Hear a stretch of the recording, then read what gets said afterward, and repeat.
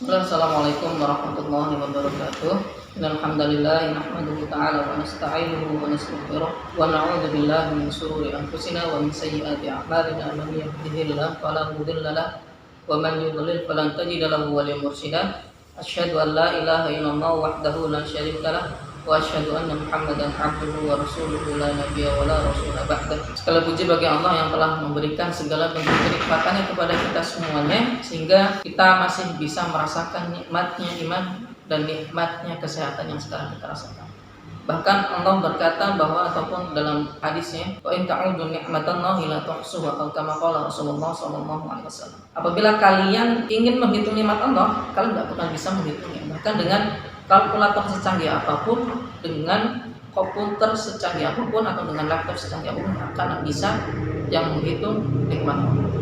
Yang kedua, salawat serta salam tak lupa kita curahkan kepada Nabi kita, Nabi Muhammad sallallahu alaihi wasallam, yang telah memberikan segala bentuk perjuangannya kepada kita semuanya. Bahkan Rasulullah sallallahu alaihi wasallam di awal Islam, beliau itu orang yang kaya, tapi ketika beliau meninggal tidak meninggalkan harta sedikit pun untuk diwariskan kepada anak-anaknya.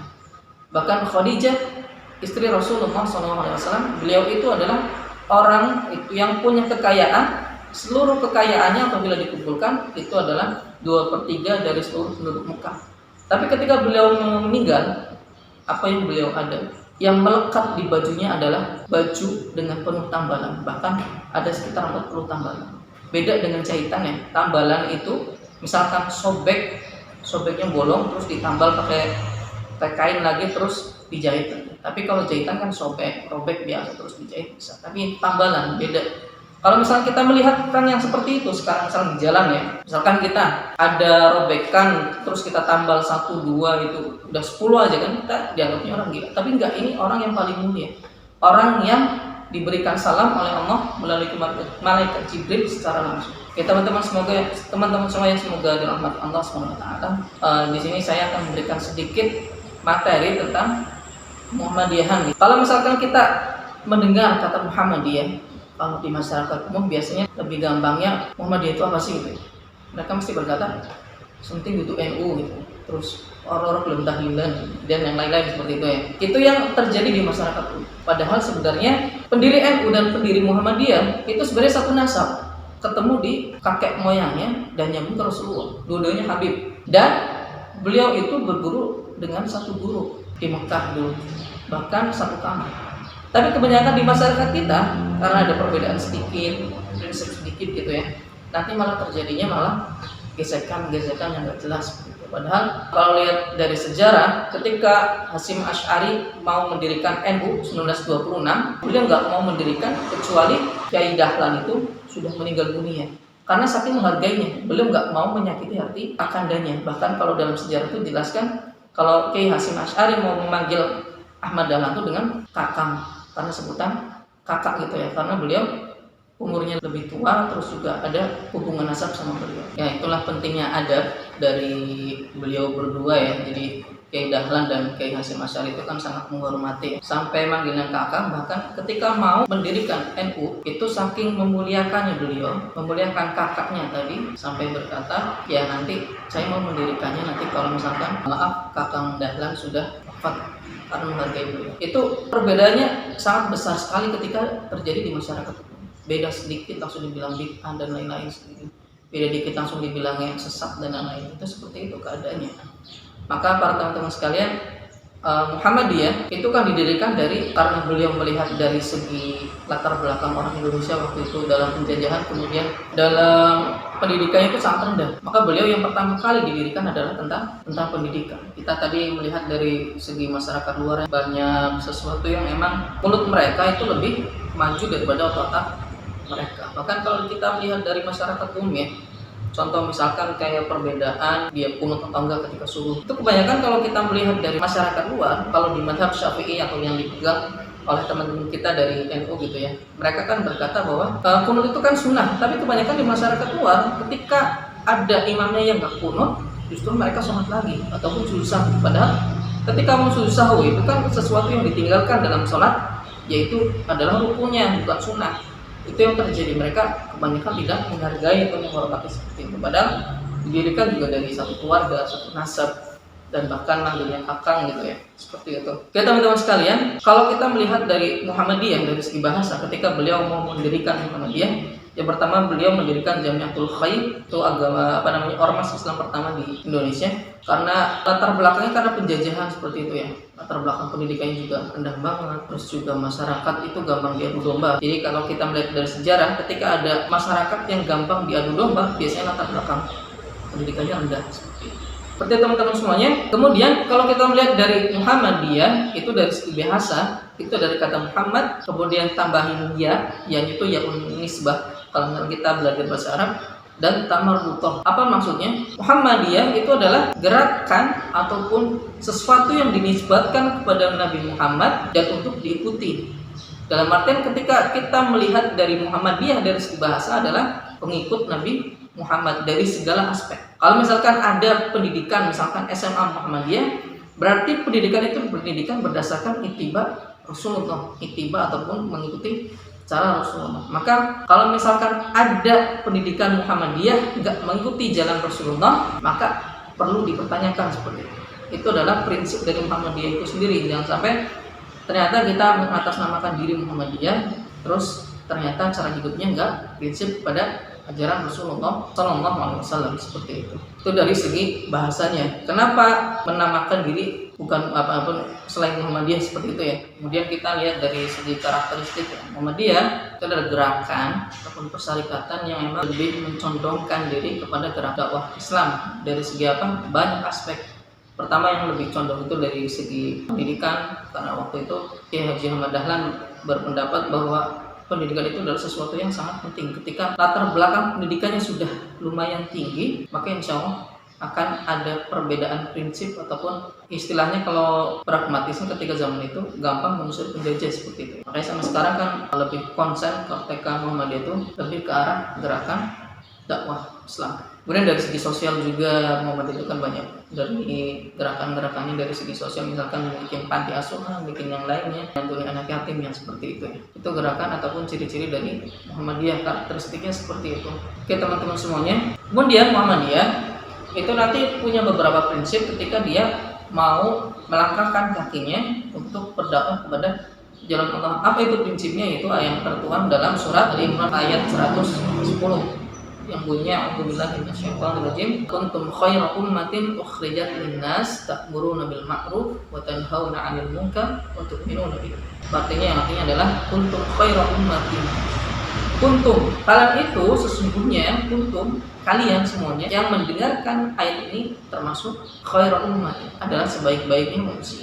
Ukhrijat linnas, yang dikeluarkan untuk manusianya pada dasarnya, ta'muruna bil ma'ruf wa tanhauna 'anil munkar. Apa fungsinya ketika kita sudah dikeluarkan untuk manusia? Itu ta'muruna bil ma'ruf, untuk mengajak kepada yang ma'ruf, kepada kebaikan, wa tanhauna 'anil munkar, dan mencegah segala bentuk kemungkaran yang ada di muka bumi. Itu apa tafsirnya ketika Muhammadiyah punya prinsip seperti itu? Kuntum khairu ummatin, kalian itu bisa jadi sebaik-baiknya manusia, dan nanti apa ataupun syaratnya seperti itu ya. Jadi Muhammadiyah ini menjadi sebaik-baik golongan, sebaik-baik orang yang dikeluarkan kepada manusia, sebaik-baik orang yang bermanfaat kepada orang lain. Khairun nasi anfa'uhum linnas, baik-baik manusia adalah yang bermanfaat kepada manusia masing-masing. Jadi Muhammadiyah lebih menekankan kepada gerakan dakwah yang aplikatif. Contoh misalkan kalau dalam sejarah itu Kiai ketika mengajarkan surat Al-Ma'un, beliau baca terus kemudian muridnya ada yang protes, lah kok tiap hari Al-Ma'un terus bosan kita kiai gitu seperti itu. Kemudian kalian belum bisa mengamalkannya. Contoh misalkan kalian lihat coba di sana, misalkan di pasar masih banyak gelandangan, masih banyak orang yang gak mampu, kalian sudah bisa menafkahi mereka belum? Jadi Muhammadiyah lebih menekankan kepada gerakan dakwah yang aplikatif, yang langsung mengamalkannya seperti itu. Kuntum khairu ummatin ukhrijat linnas, kalian adalah sebaik-baik manusia. Dan apa syaratnya? Linnas, yang pertama, prinsip yang pertama adalah linnas, kalian pada dasarnya dikeluarkan atau dilahirkan di muka bumi ini linnas, untuk berbagi kemanfaatan kepada linnas, kepada selain dari diri kita masing-masing. Jadi jangan sampai ketika kita dikeluarkan ternyata kita egois. Misalkan contoh, kita dikeluarkan ataupun dilahirkan dari rahim ibu kita masing-masing, ternyata prinsip hidup kita cuma sekedar belajar, lulus, cari kerja, selesai menikah, punya anak, dan selesai seperti itu. Berarti dia belum linas, berarti dia belum bisa memikirkan orang lain. Kalau kita masih berprinsip bahwa kita dilahirkan untuk egosentris diri kita masing-masing, maka ada yang salah dari prinsip hidup kita. Itu yang mendasari Muhammadiyah. Limnas, kalian adalah sebaik-baik manusia yang syaratnya yang pertama adalah kalian harus berprinsip, kalian jangan egosentris untuk diri sendiri masing-masing. Minimal kalau misalnya kalian sudah bekerja, sedekahkan beberapa untuk infak. Minimal kalian masih punya cadangan tenaga yang banyak, ada pembangunan masjid, maka bantu. Itu adalah prinsip Muhammadiyah. Linnas, kalian dilahirkan bukan karena egoisme kalian sendiri, tapi kalian dilahirkan untuk berbagi segala bentuk apa yang kita punya untuk diberikan kepada sesuatu ataupun orang yang membutuhkan. Dan yang kedua adalah ta'muruna bil ma'ruf. Ketika ada sesuatu perbuatan yang baik, maka kerjakan dan ajaklah. Jangan sampai kita melakukan perbuatan baik tapi kita nggak ngajak. Kan kebanyakan seperti itu ya. Makanya pas waktu kita lihat sejarah Bani Israel ketika dikutuk jadi kera, itu ada orang-orang yang dia itu bukan Bani Israel tapi dia dikutuk juga menjadi kera. Karena apa? Mereka berprinsip bahwa lah yang penting saya nggak ikut-ikutan, tapi nggak pernah ngomongin mereka untuk tidak berbuat kemaksiatan. Dan dia termasuk orang yang dijadikan kera seperti itu.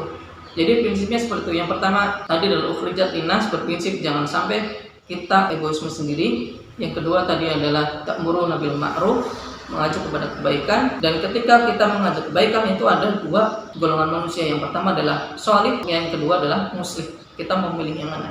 Orang yang bagus adalah sholihun li nafsi wa muslihun li ghairi. Apa bedanya? Kalau sholih itu baik untuk dirinya sendiri, tapi muslih itu baik juga untuk orang lain. Karena apa? Surga ini terlalu luas untuk kita tinggalin sendiri. Surga tingkatan paling rendahnya adalah 7 kali lipat dunia dan seisinya. Itu orang yang mendapatkan derajat surga yang paling rendah.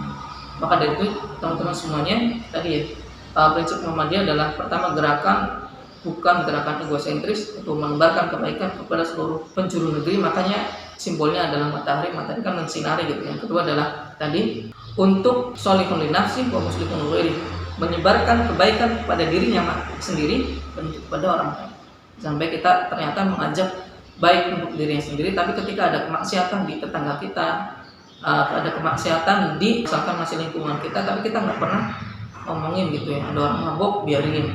Ada orang mencuri, biarin. Yang penting saya nggak lakuin. Enggak. Kalau misalkan dalam sebuah hadis itu dijelaskan ketika ada seorang umat ataupun segolongan umat, kemudian di situ ada kemaksiatan dan ada orang baik yang tidak memperingati, maka yang pertama kali ditimpakan adab kepada kaum itu adalah orang baik itu yang tidak memperingati. Dan yang terakhir adalah prinsip terakhir ketika Muhammadiyah berprinsip tadi ya, ukhrijat linnas ta'muruna bil ma'ruf wa tanhauna 'anil munkar. Mencegah kepada keburukan. Jangan sampai ternyata tetangga kita mencuri kemudian kita nggak memperingati. Itu nanti akan malah menjadi ketika seseorang itu berbuat dosa, biasanya kalau misalkan nggak ketahuan, nggak diperingatin akan terus bertambah terus seperti itu, akan semakin membunuh perbuatan itu. Itulah para jamaah sekalian, para teman-teman sekalian, semoga yang sedikit ini bisa menambah wawasan kita tentang Muhammadiyah. Jangan sampai ternyata Muhammadiyah itu apa sih? Sementing orang tahlilan. Muhammadiyah itu apa sih? Ya seperti butuh NU.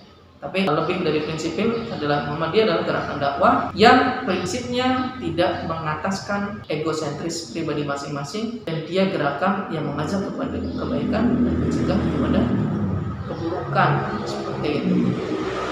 Dan sampai ternyata prinsip dikit gitu ya. Kayak tadi misalkan nggak kunut subuh terus dikatain lain-lain gitu. Padahal itu pilihan madhab gitu ya, bisa memilih seperti itu. Mungkin sekian teman-teman semua, semoga yang sedikit ini bisa menjadi wawasan kita. Jangan sampai ternyata kita dikerdilkan oleh pemikiran masyarakat luar, padahal pendidikan kita udah mulai lumayan tinggi, tapi ternyata dari omongan yang emang nggak berilmu bisa menjadikan pemikiran kita kerdil tentang gerakan bagus, gerakan dakwah yang memang mengajak kepada kebaikan untuk ittiba Rasulullah SAW. Sekian dari saya. Wassalamualaikum warahmatullahi wabarakatuh.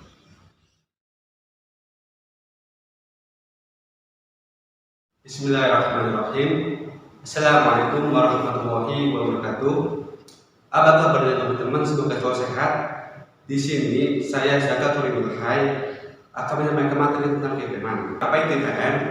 IPM adalah Ikatan Belajar Muhammadiyah, organisasi otonom Muhammadiyah yang anak geraknya di kalangan belajar yang bersumber pada Al-Quran dan Sunnah. Didirikan pada tanggal 18 Juli 1961 atau 5 Safar 1381. IPM berganti nama menjadi IRM, Ikatan Remaja Muhammadiyah, pada tanggal 28 November 1992 dikarenakan ada kebijakan dari Presiden Soeharto bahwa hanya ada satu organisasi di sekolah, yaitu OSIS. Kemudian IRM berganti nama menjadi IPM lagi pada tanggal 28 Oktober 2008 dan sampai sekarang IPM tidak berubah nama.